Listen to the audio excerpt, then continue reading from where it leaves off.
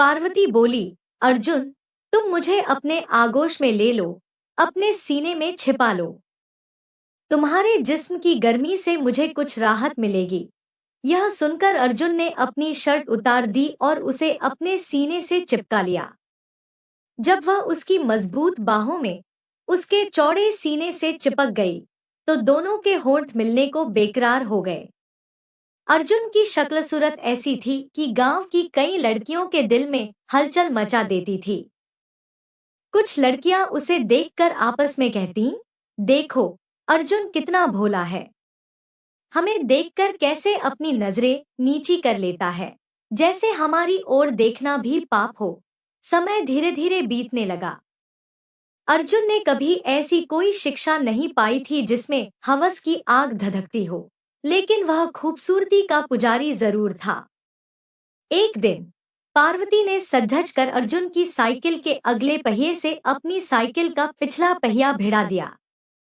शायद वह उससे आगे निकलना चाहती थी। उसने कहा, माफ कीजिए, मुझसे गलती हो गई।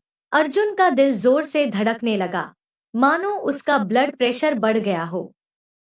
पार्वती ने अपनी कोमल हथेली से उसकी कलाई को पकड़ा, तो अर्जुन उसमें खोता चला गया। कुछ समय बाद दोनों का प्यार परवान चढ़ने लगा। एक दिन वे दोनों एक ही साइकिल पर गांव से दूर मस्ती में झूमते हुए आगे बढ़ते जा रहे थे। आसमान में बादल छाए हुए थे और मौसम सुहावना था। तभी अचानक आसमान में काले बादल घिरने लगे। अर्जुन ने पार्वती से कहा, आओ, अब जल्दी घर लौट चलें। लेकिन पार्वती ने कहा, जल्दी क्या है, बारिश में भीगने का मजा आएगा। तभी बारिश शुरू हो गई। वे दोनों एक झोपड़ी की ओर दौड़ पड़े। झोपड़ी में पहुंचकर पार्वती ठंड से कांपने लगी। अर्जुन ने उसकी पीठ को सहलाना शुरू किया ताकि वह गर्मी महसूस कर सके। बारिश कम होने लगी और पार्वती अर्जुन की बाहों में सो गई।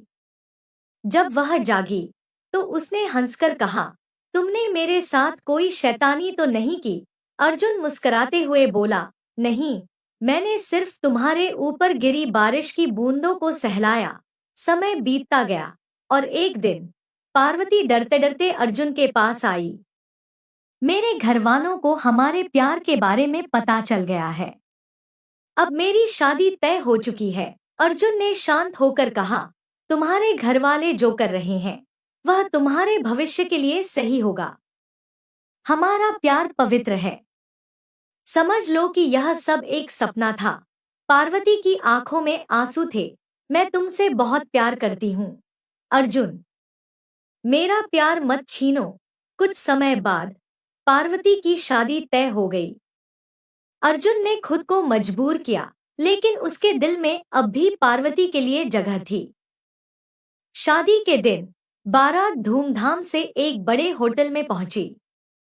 जब अर्जुन ने दुल्हन का घूंघट हटाया तो वह देखकर हैरान रह गया। यह पार्वती थी जिसने उसे अपना दिल दे दिया था। सुहागरात में पार्वती ने अर्जुन के आगोश में समाकर अपनी खुशी का इजहार किया। तुम्हारे गालों पर अब भी बारिश की बूंदों जैसी चमक है, अर्जुन ने कहा, और पार्वती हंस पड़ी।